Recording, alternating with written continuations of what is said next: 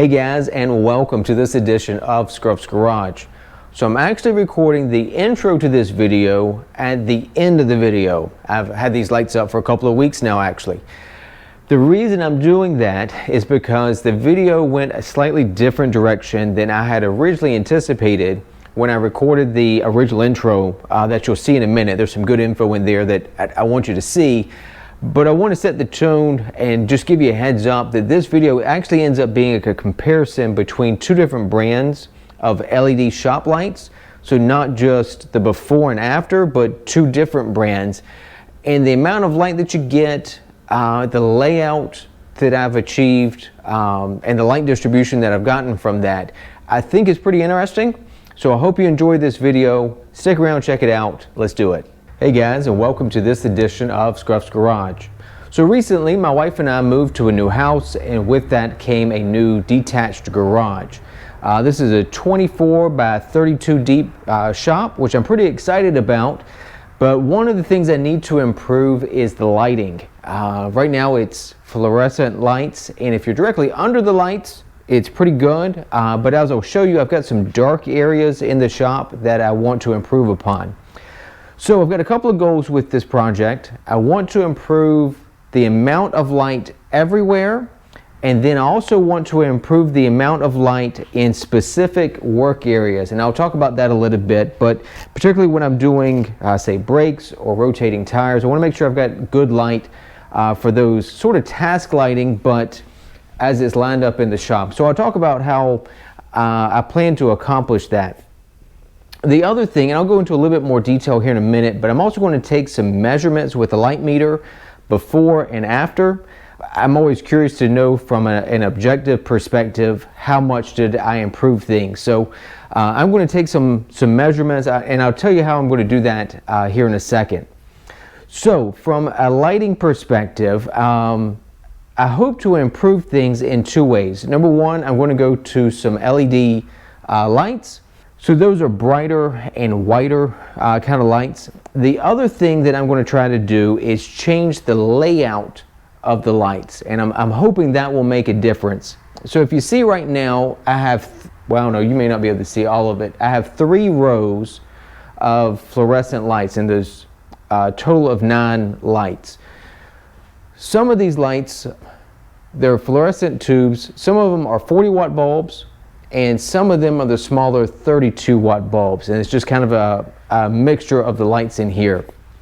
But what I'm going to change, these right now go, I'd say, kind of perpendicular across the shop. I'm going to run my main lights sort of parallel with the vehicles. So there'll be a light down the center and down the sides, and I'm hoping that will shine more light down the sides of the vehicle. So when I'm doing certain tasks or certain automotive projects, that will help. I'll have a couple of 4-foot lights that go similar to what the layout is now, kind of across the shop, but my main 8-foot runs will be parallel with the vehicles. And I'll show you, I've got some workbenches, and my drill press and how I've got that set up are kind of dark areas. I don't know how well the camera will pick up the lighting difference. So in the main work area, I've got pretty good light because I'm right under the fluorescent lights. But as I go up into up here by, say, the shop press, it starts to get a little bit dark, and even more so back here where I've got the lawnmower and I've got my drill press. We're just in a shadow back here, and so I don't have the best lighting. And actually, probably this is a good example on this side of the vehicle. The lights up there don't shine down onto the side over here very well, so you end up with some areas that are kind of in the shadows. So I'm hoping the lighting layout change will help improve that. Okay, so I'll talk for just a second about the LED lights that I'm going to use. In my last garage, I had the Barrina brand LED lights with I had 4-foot strips, so they had the clear top to them. This time I'm going with a combination of 8-foot lights and 4-foot lights. The Barrina brand, excellent lights. I had a great experience with those. The one complaint that I had is that sometimes the LED lights were very intense. because it's not reflected light. So if you compare that with, say, a fluorescent light with a reflector above the tube, that helps refract the light down, and so it's not quite as intense on your eyes. Whereas LEDs they're pointed right at you if they're pointed down, and sometimes that can be sort of intense and create some shadows in the shop as well. So I selected these lights because they have this frosted diffuser over the LED light strip, and I'm hoping that will help diffuse the light out a little bit, make it a little softer on the eyes, and help disperse the light a little better. We'll see how that turns out. Particularly with this shop, I have a lower ceiling height. I'm only 8-foot ceilings in here versus, say, a 10, 12, 14-foot ceiling where the light has a little bit more space to disperse outward. So that's why I selected these specific lights for my application. The other important thing to note is that these LEDs, and I'll link these in the episode notes, they're just on Amazon, but these are not linkable. This garage, when the previous owner built it and ran the electrical, each of these fluorescent lights has its own receptacle. There's an outlet up there for each of these. So I've got plenty of places to plug in lights in this ceiling. The other thing that's sort of specific to my garage, there's a bonus room upstairs. So my ceiling joists are kind of these engineered rafters, and they're 24 on center. So when I initially bought these 8-footers, I was thinking, okay, these will land very nicely for my rafter spacing. What I had not yet considered is that these mounting brackets are actually offset from the ends just a little bit, so they don't line up with the spacing for my ceiling joist or rafters, whatever you want to call them. Not too hard. I've got an open ceiling. I'm going to put some board spacers in there and it will work out. And I'll just show you that when I'm done. And like I said, your garage may be completely different anyway. So I wanted an objective way to compare the before and after for the amount of light output or usable light I was getting at different points in the shop. Like I said, I wanted to improve lighting overall so I don't have dark spots, but also sort of task lighting. So I bought this light meter on Amazon so I can take some before and after measurements. So it's worth noting, so this is going to measure in either foot candles or lux. Lux is just the metric measurement versus foot candles. They're measuring the same thing, which is the amount of light at a specific point in space, compared to lumens of output, which is the total output from one of these LED lights. If this is rated at 12,000 lumens, as the total amount of light that can come out of that LED strip. I don't have any way of measuring that. That would require a special light measuring device, I guess. This is measuring light at a specific point. So the closer you are to a light source, the higher the reading would be. At waist level would be a lower number, and then down at the floor would be a lower number as well. So it's measuring light at a specific spot in space. So I'm going to take a light measurement at each of the tires around my Jeep. I've also mapped out on the floor 12 kind of evenly spaced spots from front to back on the garage. And I'm going to take a light measurement at each of those and average those together before and after, and see on average in the garage how much have I changed the amount of light. And I'm going to make sure I measure at the same level at each place, because like I said, if I measure closer to the light, I'll alter the measurement. Okay, so here's the before light measurement at the toolbox. I'm at 14.2, and like I said, if you stand close to it or you block some of the light, you can see the immediate change. So I'm going to try to take these measurements without blocking the light. So we'll come back here, and I'll tell you what, we'll just put this sort of under the drill press. At 2.5 back here. Like I said, this is a pretty dark area.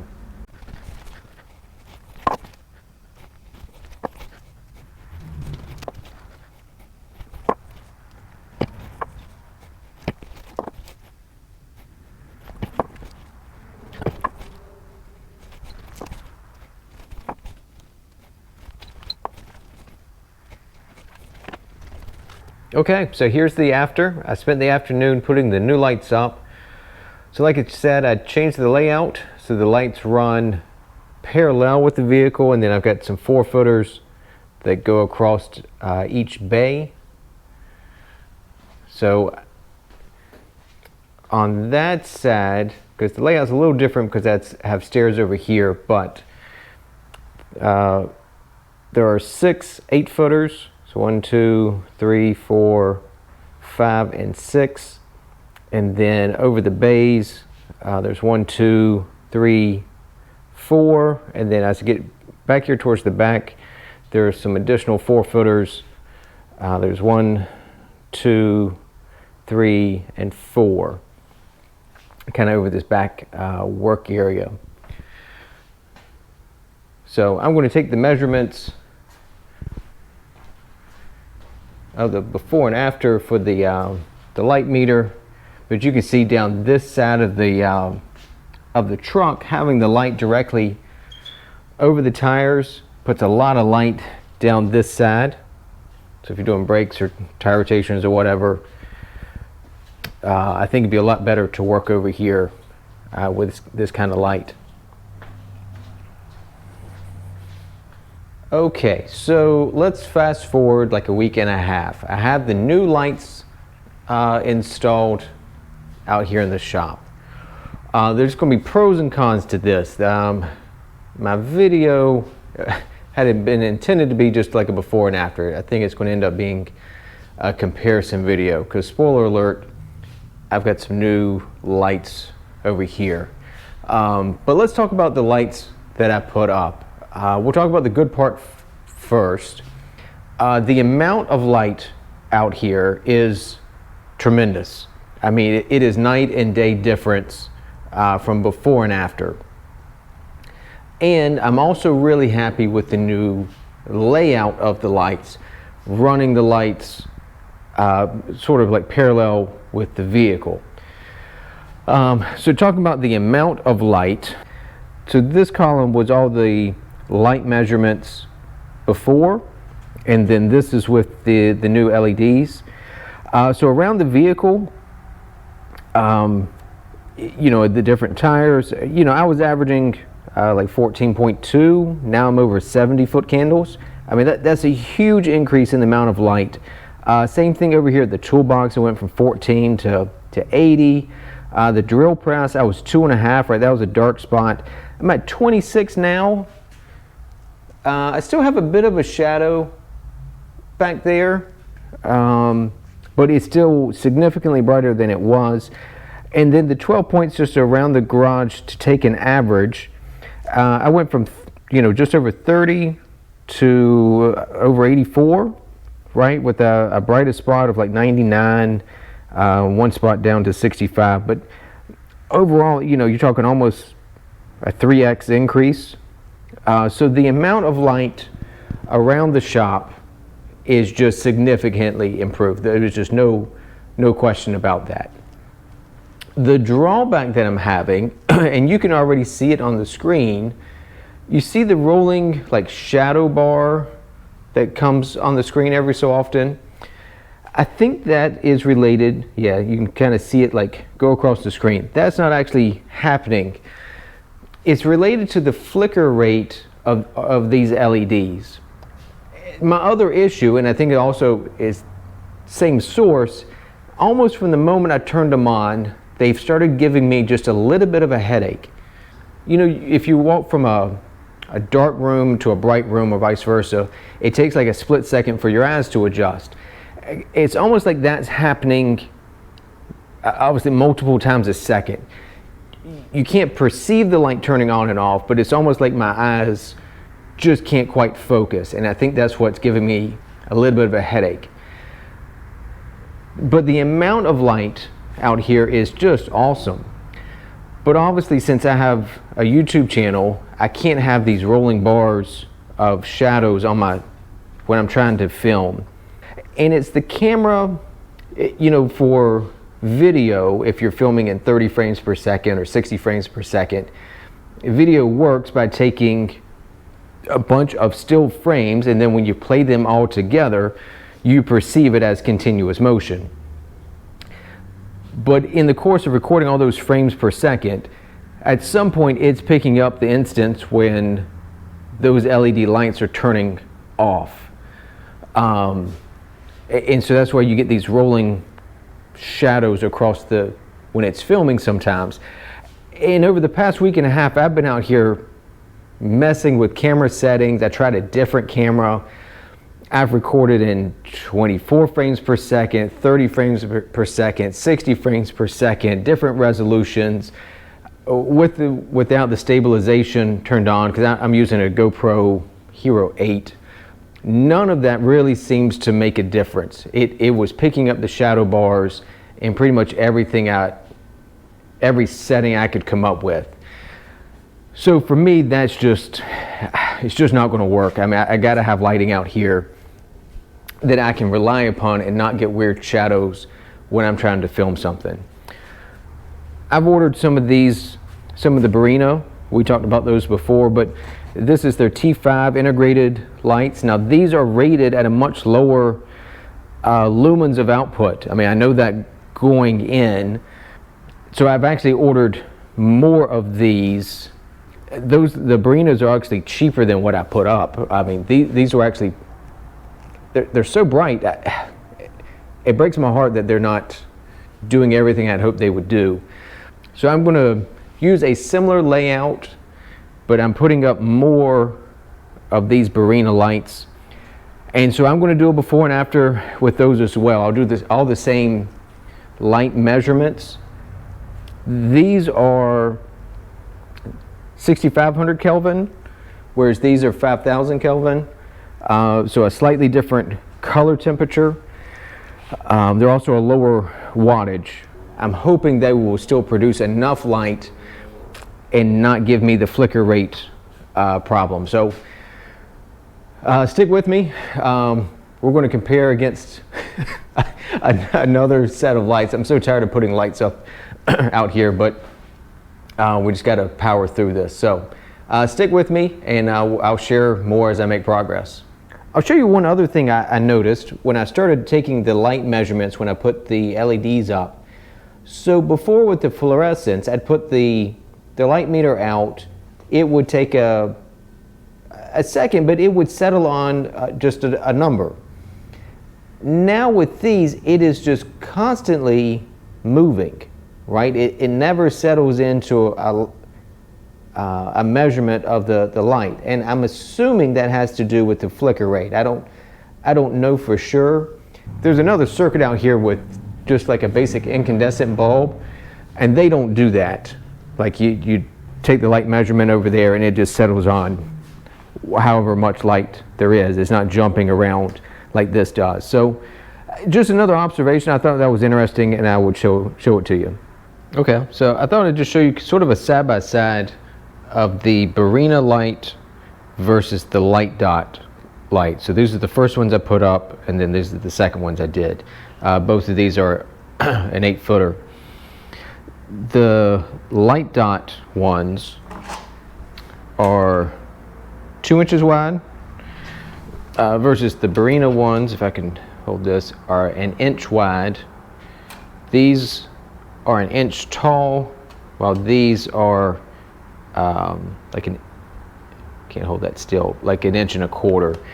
So these are a little bit taller, these are a little bit wider.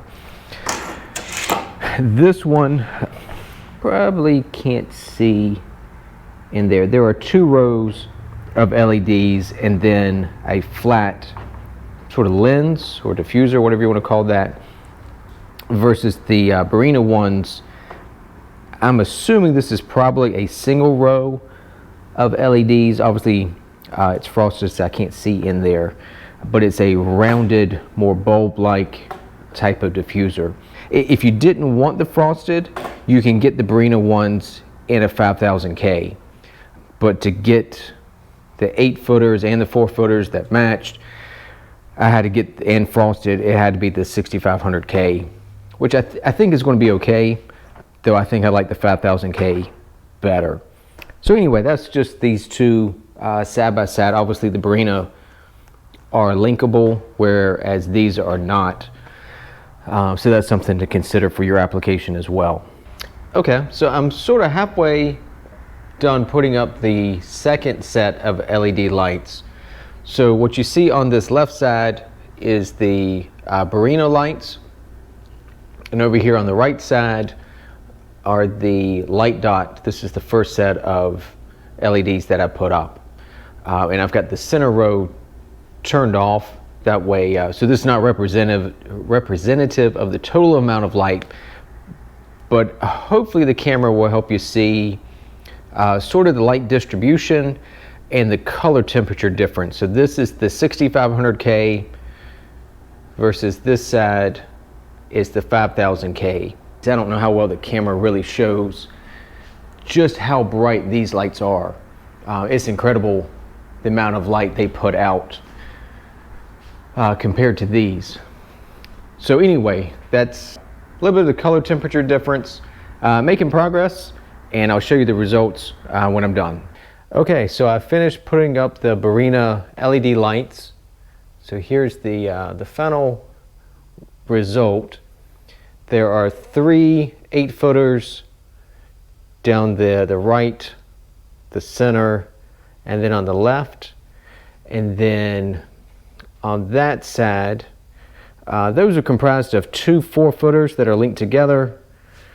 But essentially it's in 1, 2, 3, 4 8-footers on that side over the bay. And then this side I have the same thing. Turn around, but I have 1 more over the lawnmower bay. The amount of light and the light distribution is simply awesome. I am super happy with the amount of light. I went outside with the garage doors open, and it lights up the night. The garage is literally glowing in the neighborhood.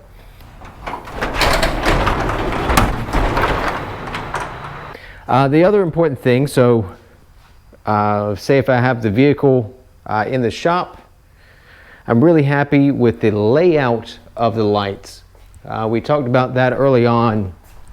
Outside of the difference between one brand of lights and the other, having the lights running parallel to the vehicle gives really good light, say at each tire.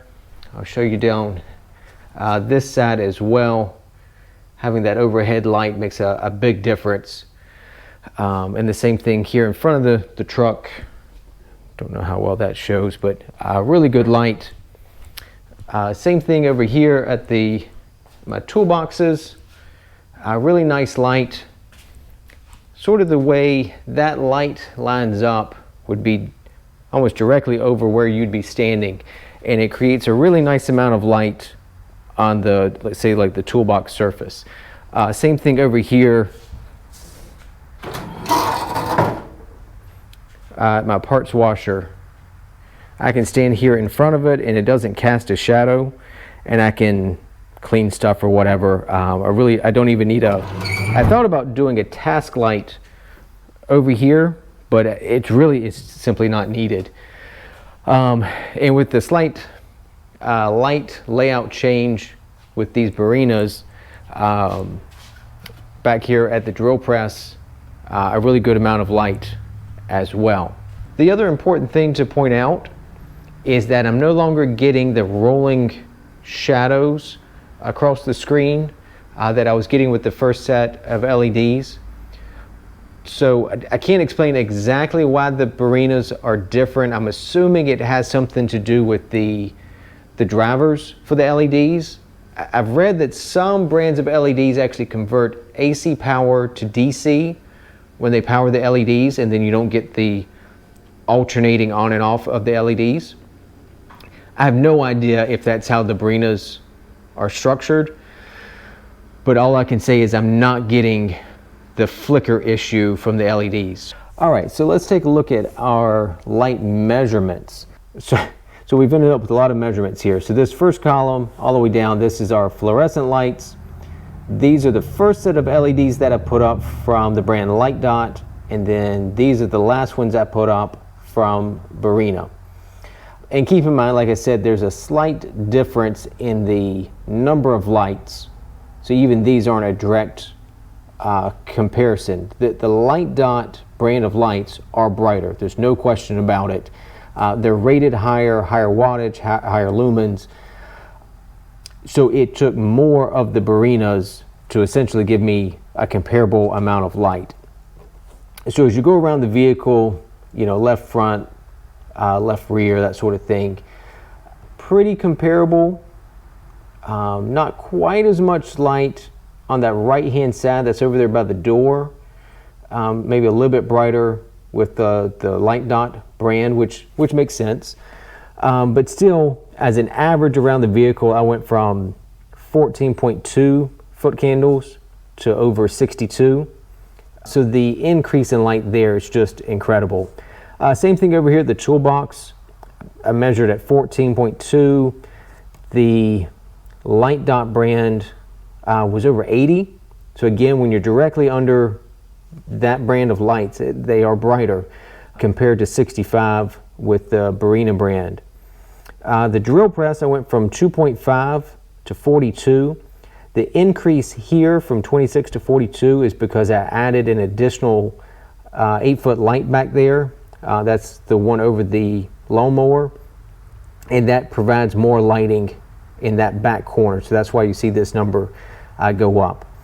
And then our 12 points just around the garage, pretty comparable overall. You know, that's 75 versus 77, 94, 92.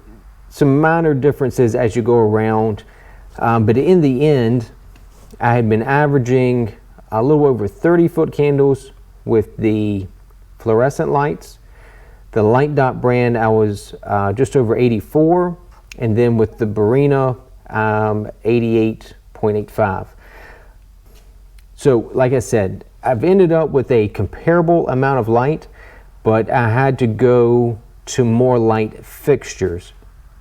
Now, if you just add up the total lumens, so with the LightDot brand, I had 6 8-footers and 8 4-footers. When you add all those up, 107,000 lumens. With the Barrinas, I have 10 8-footers and 16 4-footers. When you add all of those up, it's at 85,000 lumens. So, like I said, I'm running more fixtures, but technically it's actually a lower amount of total lumens of output. But because they're spaced out, the way I've got the garage laid out, it plays very comparable. I'm not actually experiencing, 20% less light just because of the way they're laid out. And then from a cost perspective, the Barrinas are cheaper as well, even factoring in buying more of the lights. If you went and bought the LightDot ones today, run you about $340 versus roughly $260 for the Barrinas. And I'm happy with the way it's all laid out. It's lower intensity lights, but since they're strung out more, it's more evenly dispersed. So you don't end up with like a really bright spot in one area and a darker corner. It's a nice distribution of light. So in the end, I'm actually happy I had to go back and change these. Now, unfortunately, I'm outside of the 30-day return window with these, so I think that's $340 wasted. But I'm happy with how these turned out. Like it said, I've talked about it before, but the Barrinas are the 6500K light versus the 5000K. I'm happy with that. I honestly, now that they're all up and without anything to compare against, I'm very happy with it. I was afraid it'd be a little bit too blue of a light, but I really don't notice it at the moment. And I can't say if it made a real difference or not, but these frosted lenses, I think, soften the light just a little bit, especially with my lower ceilings, not quite as harsh on your eyes. So at the end of the day, I hope this helps. I hope it gives you some context for the amount of light you would get from this number of fixtures in this size garage. Like I said, I'm a 24 wide by 32 deep. I'll leave links to all of these lights, including these that I ended up not using. That way, if you want to take some comparisons, look at any of the details that I haven't talked about, you can do so. If you have any questions, feel free to ask in the comments. As always, I'll answer anything that I can. And as always, I hope you found this beneficial. If you did, throw me a like, subscribe to the channel. It makes a big difference in the YouTube algorithm and helps me keep making videos. So, as always, thanks for tuning in to this edition of Scruff's Garage. I'll see you next time.